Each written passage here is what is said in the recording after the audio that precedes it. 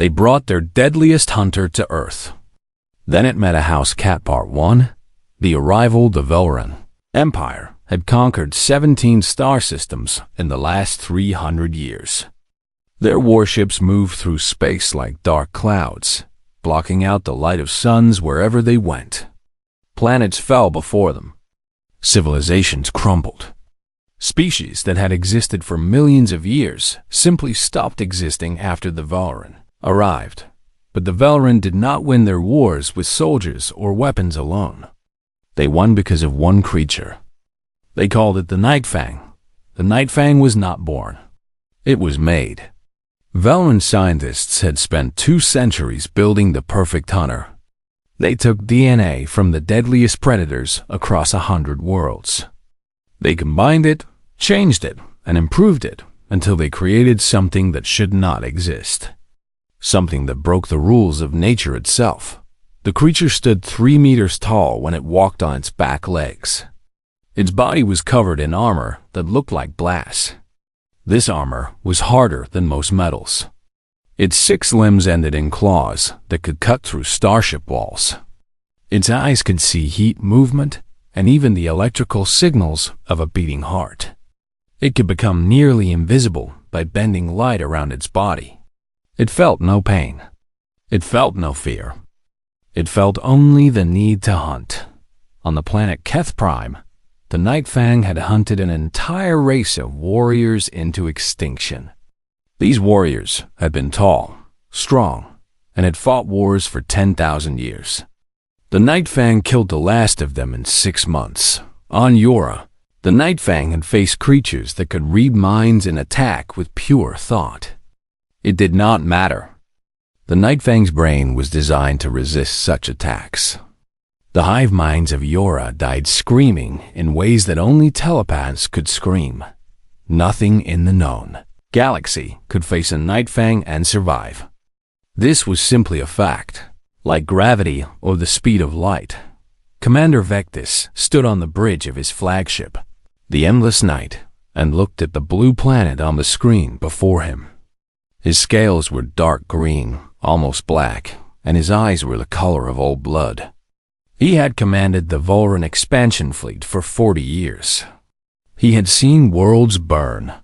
He had heard the last words of dying species. None of it moved him anymore. "Report," he said. His voice was flat and cold. Lieutenant Rin stepped forward. She was younger than Vectis, her scales still bright with youth. "The planet is called Earth by its inhabitants, Commander. It is the 3rd planet from its star. Atmosphere is breathable. Gravity is acceptable. The dominant species calls itself human. Show me." The screen changed to show images of the humans. Vectis studied them carefully. They were small, soft creatures. No claws, no armor, no venom. They had thin skin that could be cut with a simple blade. They needed to cover themselves with artificial materials just to survive their own weather. "Pathetic," Vectis said. "They have no natural weapons at all." "They have developed technology," Rin said. "They have primitive nuclear weapons, chemical propulsion spacecraft, basic computer networks." Vectis made a sound of amusement. "Technology can be destroyed. What matters is the species itself." "Are they fighters?" "They fight each other constantly, Commander. But they are slow, weak, and fragile. A single Velran soldier could kill dozens of them. Then this conquest will be simple." Vectis turned away from the screen. "But we will follow protocol. Release the Nightfang. Let it hunt their apex predators. We will know within 1 cycle if this world has anything that could threaten us." The order was given. Deep in the belly of the Endless Night, a door opened in the darkness. Something moved. Something hungry. A small ship detached from the fleet and fell toward Earth like a black tear dropping from an eye. It entered the atmosphere over a peninsula that the humans called Korea. It landed in a forested hillside outside a large city. The humans called this city Bizan. The Nightfang emerged from its drop pod, and tasted the air. So many smells, so many life forms. This world was rich with prey. Its mission was programmed into its simple but effective brain. Find the apex predators. Eliminate them. Report. The Night Fang moved into the shadows and began to hunt. 3 kilometers away. In an apartment building that looked out over the city lights, a young man named Do Yun was making dinner. He was 28 years old, with messy black hair and tired eyes. He worked as a veterinarian at a small animal clinic. He spent his days treating sick dogs, injured cats, and the occasional rabbit. It was not exciting work, but he liked it. Animals were honest. They did not lie or play games. When they were happy, they showed it. When they were hurt, they let you know. Do-Yun stirred a pot of leftover stew on the stove. It was his grandmother's recipe. She had died 3 years ago, but he still made her food. It helped him remember her. A soft sound came from behind him. He turned to see his cat, Nabi, sitting on the kitchen counter. She was an orange tabby with white paws and a permanently annoyed expression on her face. She stared at him with half-closed eyes. "You know you are not allowed on the counter," Do-Yun said. Nabi did not move. She did not even blink. "Fine," Do-Yun sighed. "Stay there. See if I care." He turned back to his stew. Nabi continued to watch him. She had been watching humans for all 7 years of her life, and she still did not understand why they made everything so complicated. Food was food. Sleep was sleep. Warm spots were for sitting in. Everything else was unnecessary. She jumped down from the counter and walked to the window. The night was dark outside, but her eyes could see perfectly well. The city stretched out below, full of lights and sounds and smells. Something was different tonight. She could feel it in her whiskers. The air tasted strange. There was a new smell carried on the wind, something she had never smelled before. Nabi sat down and wrapped her tail around her paws. She was not worried. She was never worried. Whatever was out there in the darkness, it was not her problem. Unless it came into her territory, then it would become her problem. And she would deal with it the way cats had dealt with problems for thousands of years, with claws, teeth, and absolutely no mercy. They brought their deadliest hunter to Earth. Then it met a house cat part 2. First contact, the Night Fang moved through the forest like smoke. Its black armor absorbed the moonlight. Its 6 legs made no sound on the fallen leaves. Even the insects went quiet as it passed. Sensing something wrong in the air, it reached the edge of the human settlement and stopped. Before it lay thousands of buildings, stacked on top of each other like strange metal and glass hives. Lights burned in windows. Vehicles moved on the roads below. The humans were everywhere, walking, talking, living their small lives without knowing that death had arrived on their world. The Night Fang did not care about the humans. Not yet. First, it needed to find the real threats. It activated its scanning systems and searched for predators. On every world it had visited, there were apex hunters. Large creatures with teeth and claws and the instinct to kill. These were the ones that might challenge the Velran invasion. These were the ones that needed to die first. The scan completed. The Night Fang processed the results. Something was wrong. There were no large predators. No massive carnivores hiding in the forests. No pack hunters roaming the streets. The biggest life forms were the humans themselves, and they were clearly prey animals. Soft, slow, defenseless. But there were other readings. Small thermal signatures scattered throughout the human dwellings. Creatures weighing between 4 and 7 kilograms. Thousands of them. Tens of thousands. They were everywhere. The Night Fang analyzed the data. These small creatures lived inside the human homes. They shared their food. They slept in their beds. Were they prey animals, kept for eating? Were they some kind of servant species? It did not matter. The Night Fang would investigate. It would understand. And then it would kill whatever needed. Killing Dot, it selected the nearest heat signature and began to move. The apartment belonged to an old woman named Yunya. She was 73 years old and had lived in this building for 30 years. Her husband had died a decade ago. Her children lived far away and rarely visited. Her only companion was a white Persian cat named Bomi. Yunya was asleep in her bed, dreaming of her youth. Bomi was sitting on the couch in the living room, cleaning her face with her paw. She was a fat, fluffy cat with a flat face and large orange eyes. She looked like a cloud that had come to life and decided it was better than everyone. The wall shimmered. I stopped cleaning and looked up. The wall was doing something strange.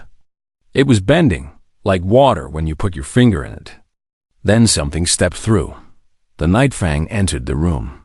Its molecular displacement field allowed it to pass through solid matter as easily as walking through fog. It stood in the darkness, 3 meters of nightmare, and scanned the room for threats. Its eyes locked on the small white creature on the couch. The creature did not run. The creature did not hide. The creature simply sat there, looking back at it with round orange eyes. The Night Fang felt its combat systems activate. On 17 worlds, across hundreds of conquered planets, every living thing had run from it. This was the natural order. Predators chase. Prey flees. This was written into the DNA of every creature in the galaxy. But this small white thing did not flee. It did not even stand up. The Night Fang took a step forward. Its claws scraped against the wooden floor. Bomi yawned. It was a small yawn. Just a pink tongue and tiny white teeth. But something about it made the Night Fang's threat assessment systems go haywire. Warning signals flashed in its brain. Unknown behavior detected. Analysis required. The Night Fang took another step. It was now only 2 meters from the creature. At this distance, it could kill with a single swipe of its claw. The creature would be dead before it knew what happened. Bomi began to lick her paw again. She was completely ignoring the 3-meter killing machine standing in front of her. The Night Fang had been designed to be feared. Fear was its greatest weapon. The terror it created in its prey made them slow, stupid, and easy to kill. But this creature showed no fear. It showed nothing at all except mild annoyance at having its grooming interrupted. The Night Fang extended one claw toward the creature. Perhaps direct physical contact would trigger the fear response. Bomi's entire body changed in an instant. Her ears flattened against her head. Her fur stood up, making her appear twice her normal size. Her pupils became thin black lines. And from her throat came a sound that the Night Fang had never heard before. It was not loud. It was not even particularly aggressive. It was just a hiss. A simple exhalation of air through teeth. But something about that sound made the Night Fang system scream with warnings. Every sensor it had was telling it the same thing. Danger. This small, fluffy creature was somehow dangerous. The Night Fang did not understand. This was impossible. The creature weighed less than 7 kilograms. The Night Fang had killed beings 1,000 times larger. It reached toward the creature. Anyway, Bomi struck. Her paw moved faster than the Night Fang's optical sensors could track. 4 small claws raked across the back of its extended limb. The Night Fang pulled back. It looked at its arm. There were scratches in the armor. 4 thin lines, cutting through the black chitin as easily as a knife through paper. This was impossible. This armor had stopped plasma weapons. It had turned aside molecular blades. And this small creature had cut through it with its bare claws. Bomi sat back down. She began cleaning her paw again, as if nothing had happened. As if she had not just damaged the most feared predator in 17 star systems. The Night Fang stood very still. For the first time in its existence, It did not know what to do. In the bedroom, Unia screamed. She had woken up and seen the monster standing in her living room. Her scream was loud enough to wake the neighbors. The Night Fang decided to retreat. It needed to analyze this new information. It needed to understand what these creatures were. It phased back through the wall and disappeared into the night. Bomi watched it go. When it was gone, she jumped off the couch and walked to her food bowl. All that fighting had made her hungry. Unia burst out of her bedroom, clutching her heart. She saw Bomi eating peacefully. She saw the scratch marks on her wall where the creature had touched it. She looked around the empty room and wondered if she had lost her mind. "Bomi?" she whispered. "What was that thing?" Bomi did not answer. She was too busy eating. Down the hall, Do-hyun heard the screaming. He put down his book and frowned. That sounded like old lady Unia. She sometimes had nightmares since her husband died. He should probably check on her. He had no idea that the nightmare was real, and that it was only the beginning. They brought their deadliest hunter to Earth. Then it met a house cat. Part 3. Escalation on the Bridge of the Endless Night. Commander Vectis watched the video feed from the Night Fang's optical implants. His face showed no emotion, but inside he was deeply confused. The Night Fang had never retreated before. In 40 years of conquest, Vectis had watched the creature kill thousands of beings. Warriors, monsters, creatures born from nightmares. Nothing had ever made it step back. Nothing had ever scratched its armor. And now this. "Play it again," he ordered. Lieutenant Rin touched a control panel. The video replayed. They watched the small white creature yawn. They watched it hiss. They watched it strike with impossible speed and leave marks on armor that should have been unbreakable. "What is that thing?" Rin asked. Her voice was quiet with something close to fear. "Unknown. Run a full analysis. I want to know everything about these creatures." The ship's computers worked quickly.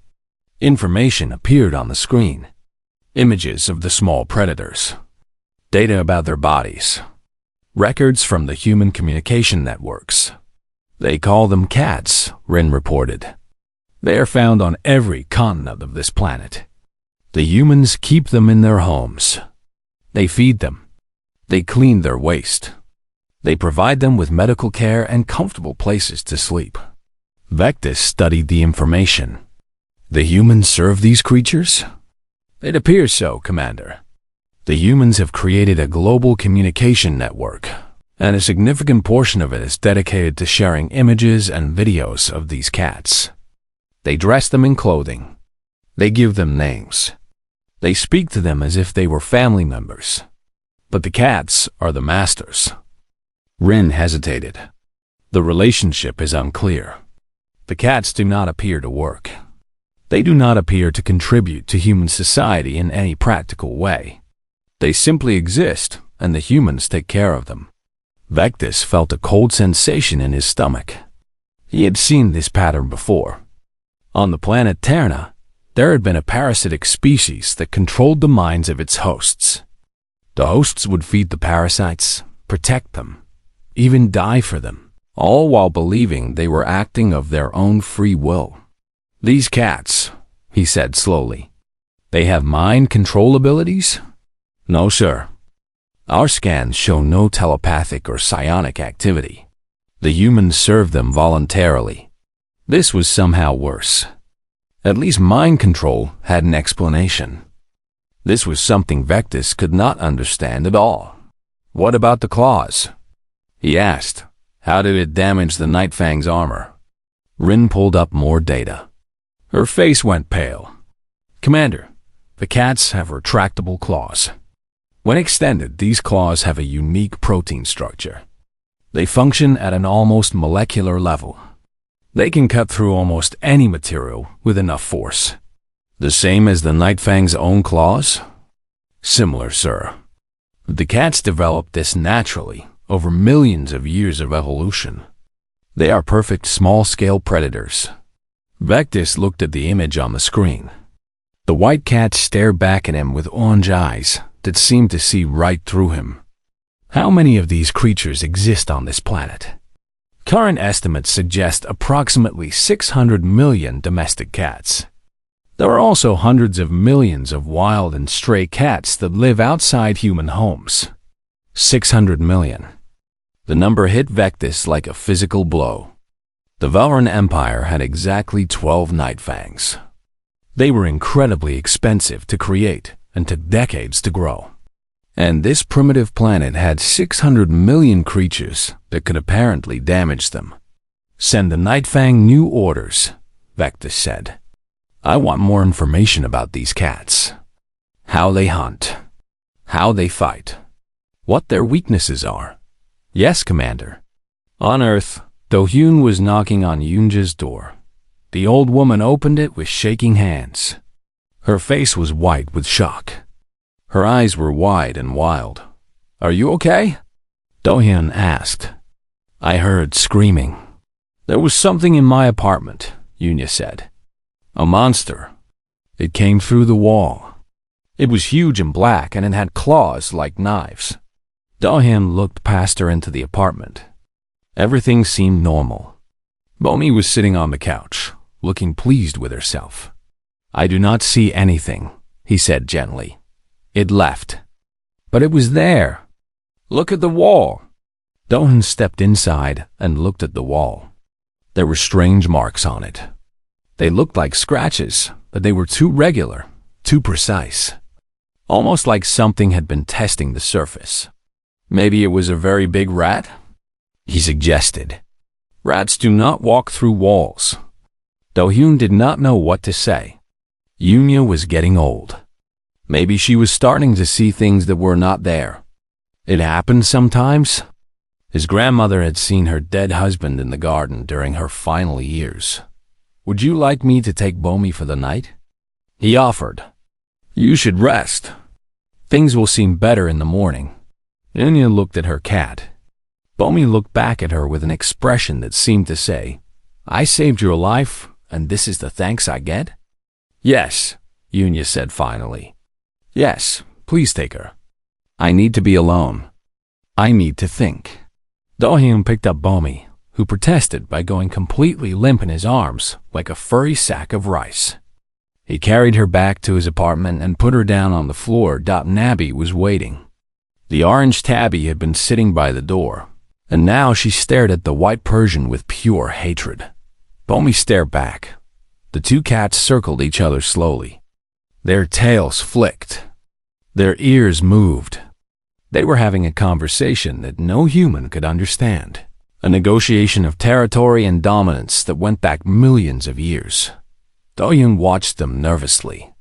Please be nice to each other, he said. It is just for one night. Neither cat paid any attention to him. They continued their standoff until Nabi finally looked away first. Bomi had won this round. She walked to the warmest spot in the apartment and lay down. Nabi sat in the corner and plotted her revenge. Do-Hyun went to bed, still thinking about the strange marks on Yoonja's wall. Outside his window, the city lights sparkled in the darkness. Everything seemed peaceful, but 3 streets away, the Night Fang was watching. It had found a safe hiding spot in an abandoned building. Its processors were working hard, analyzing everything it had learned about the cats. They were small but deadly. They were fearless. They were everywhere. And they had already conquered this planet. The Night Fang did not understand how it knew this. But it was becoming more and more certain that the humans were not the real power on this world. They were just servants, caretakers. The cats were the ones in charge. It needed to learn more. It needed to find their weakness, and then it would do what it was made to do. It would hunt. They brought their deadliest hunter to Earth. Then it met a house cat. Part 4. The hunt reversed. The Night Fang spent the next several hours studying the cats. It moved through the city like a ghost, observing them through windows and walls. It watched them sweep in impossible positions. It watched them knock objects off tables for no apparent reason. It watched them run at full speed through apartments in the middle of the night, screaming at invisible enemies. None of it made sense. The Night Fang's brain was designed for hunting. It understood predators. It understood prey.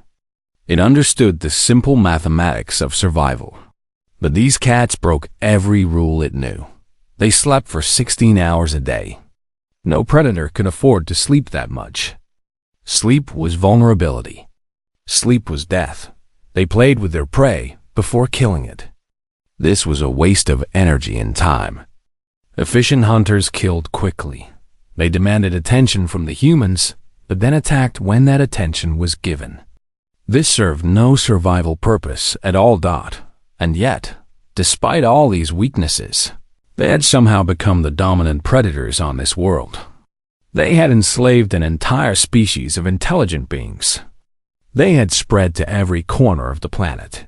The Night Fang could not find their weakness because they did not seem to have one. Or rather, they had many weaknesses, but none of them mattered because they had made the humans handle all the hard parts of survival. Food? The humans provided it. Shelter? The humans built it. Protection from larger predators? The humans handled it. The cats had achieved the ultimate evolutionary victory.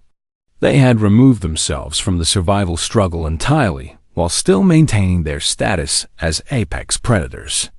It was brilliant. It was terrifying. In the early hours of the morning, the Night Fang positioned itself outside Do Hyun's apartment building. The two cats were inside. It needed to observe them more closely. It activated its optical enhancement and zoomed in on the window.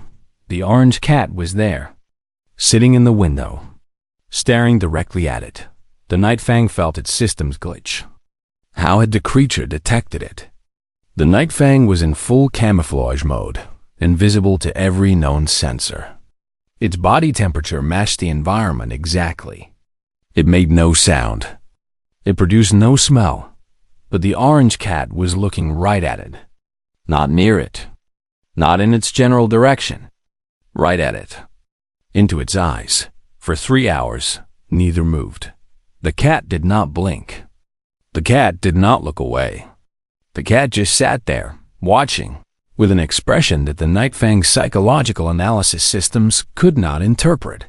Finally, the word came. Interest. The cat was not afraid. The cat was not aggressive. The cat was interested. As if the Night Fang was a new toy that had appeared for its amusement. This was wrong. This was very, very wrong. The Night Fang moved forward. Perhaps if it got closer, the cat would finally show the appropriate fear response. Perhaps it just needed to be reminded what a real predator looked like. The cat meowed. It was a loud sound. An angry sound. Inside the apartment, Do Hyun woke up. He stumbled to the window, eyes half closed with sleep. He saw Nabi sitting there, yelling at something outside. Nabi, it is 4 a.m, he mumbled. He looked out the window. For just a moment, he thought he saw something in the streetlight below. Something large and dark and wrong. Something that did not belong in this world. He blinked. The shape was still there. 3 meters of black armor and impossible angles. He should have screamed. He should have called the police. He should have done anything except what he actually did. Yeah, he said, using the informal Korean word for hey. Stop bothering the neighbors. Then he went back to bed. The Night Fang stood frozen in the street. The human had seen it. The human had looked directly at it. Standing in full view, clearly visible even through the camouflage. And the human had told it to stop bothering the neighbors. Then the human had gone back to sleep. The Night Fang's entire understanding of the universe shifted in that moment. These humans were not normal prey animals. Normal prey animals ran from predators. Normal prey animals screamed and panicked and died. These humans did not care. They had lived with the cats for so long that they no longer feared anything. They had been taught, somehow, that there was nothing in the universe more dangerous than the small creatures they shared their homes with. Everything else was just a minor annoyance. Nabi was still at the window. She was still staring at the Night Fang. And now she was angry. This was her territory. This ugly dark thing was in her territory. And it had woken up her human. She looked around the windowsill. There was a small potted plant there. Do-hyun had told her many times not to knock it over. He seemed very attached to it. Nabi did not care about Do-hyun's wishes. She had a target. Her paw pushed the pot. The Night Fang saw it falling and calculated the trajectory. A ceramic object weighing approximately 2 kilograms, accelerating at 9.8 meters per second squared. It would hit with minimal force. It would do no damage. The pot hit the Night Fang directly on its head. The impact was nothing. But the ceramic shattered, sending small sharp pieces in every direction. One piece lodged itself in the optical sensor of the Night Fang's left eye. Warning alarms screamed in its brain. Optical damage. Threat level rising. It stumbled backward, trying to clear the debris from its eye. On the Velran command ship, Lieutenant Rin shouted in alarm. "Commander, the Night Fang is taking damage." Vectis rushed to the screen. He watched as the most feared predator in the galaxy struggled with a piece of broken pottery, while an orange cat watched from above with obvious satisfaction. "From what?" he demanded. "A ceramic projectile, sir. Launched by one of the small predators." Vectis stared at the screen. The cat was now cleaning its paw. It looked incredibly pleased with itself. "The small predators," he said slowly. "They have trained the humans, sir. Think about it.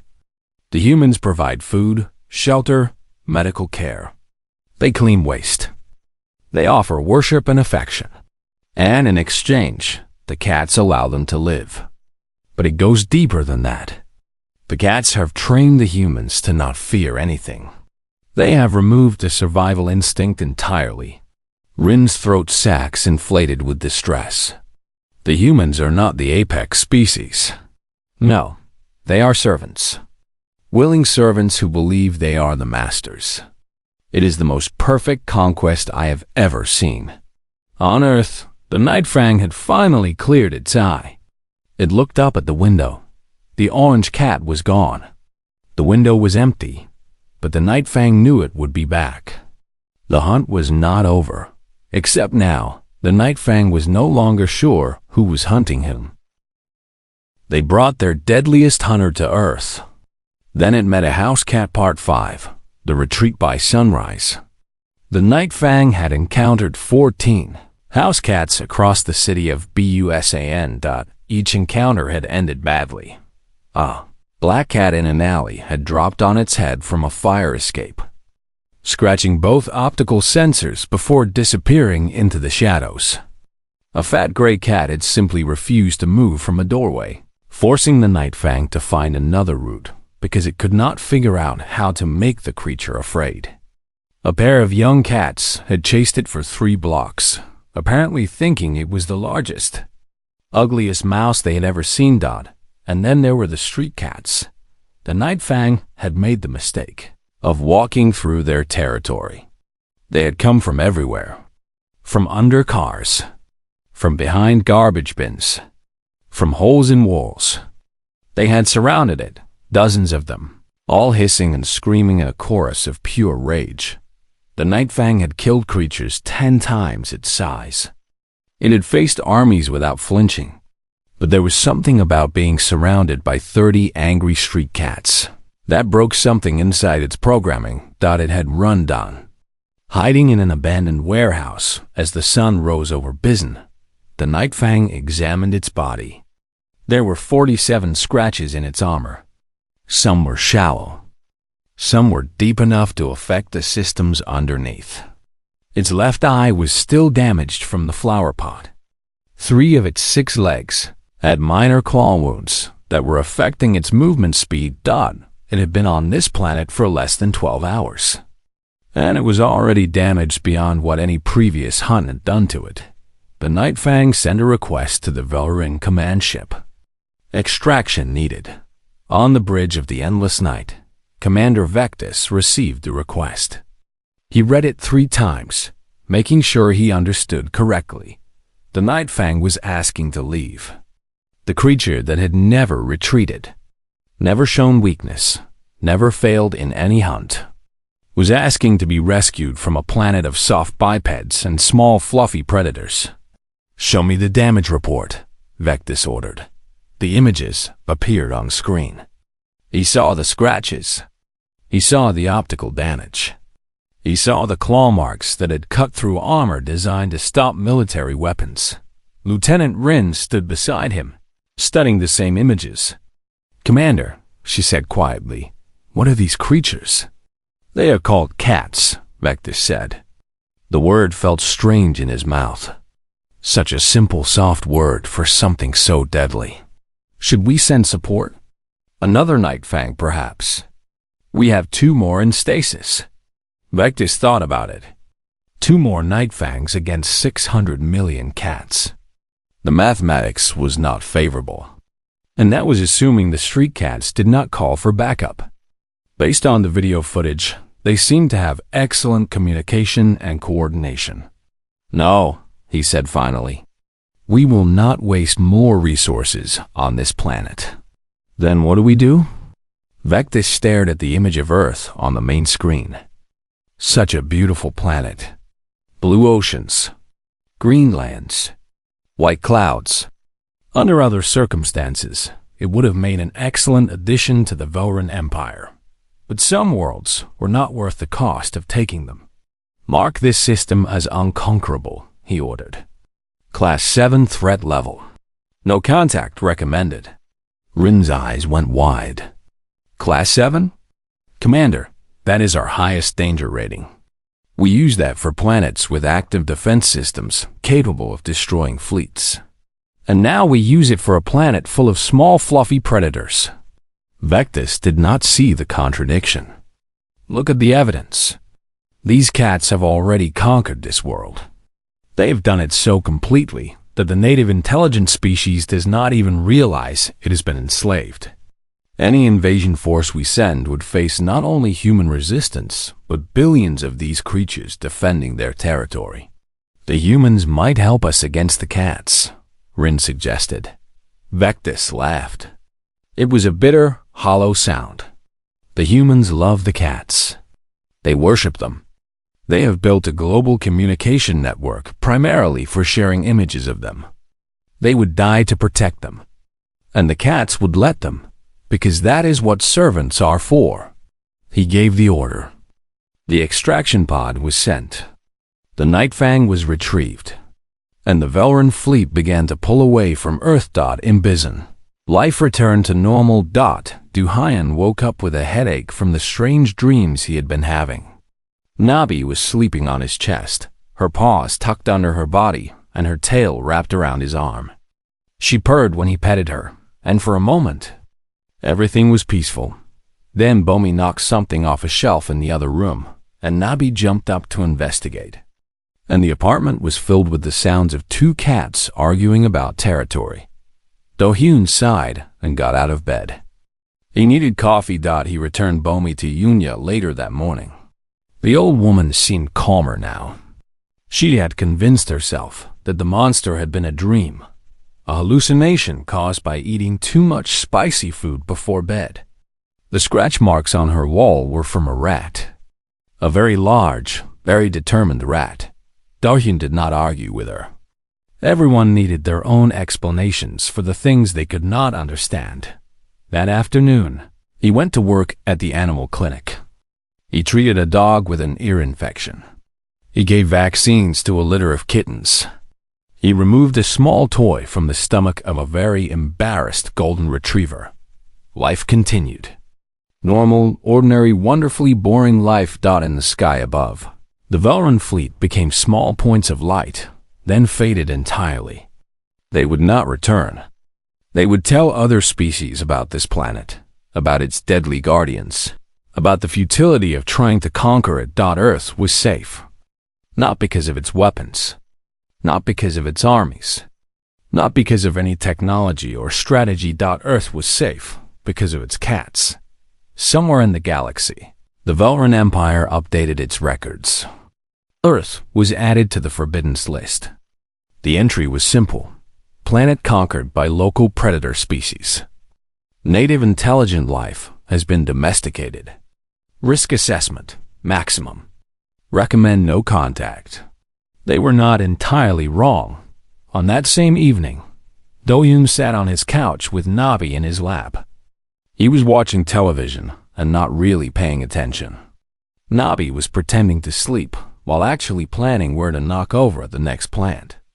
Outside the window, the stars were coming out. Somewhere among them, civilizations were rising and falling. Wars were being fought. Species were going extinct.